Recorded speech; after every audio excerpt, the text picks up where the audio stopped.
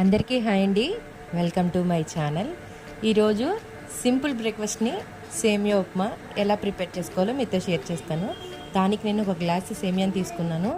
Stove వెలిగించి ఒక గిన్నె పెట్టి దాంట్లోకి ఒక స్పూన్ ఆయిల్ అలాగే కొంచెం పసుపు వేసి బాయిల్ అవ్వనివ్వాలి.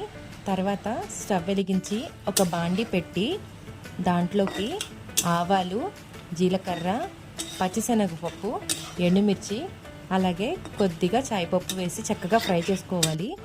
తర్వాత దీనిలోకి ఉడుకుతున్న దానిలోకి సేమియా వేసుకోవాలి.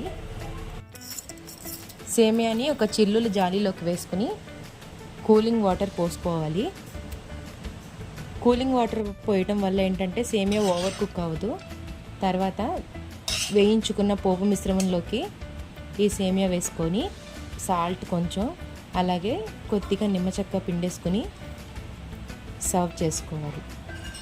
కిడ్స్ లంచ్ బాక్స్లోకి చాలా బాగుంటుంది. బ్రేక్ఫాస్ట్లోకి అయినా పెట్టచ్చు పిల్లలకి. Thank you so much for watching my video. మీకు ఈ వీడియో నచ్చితే like, share, subscribe to my channel.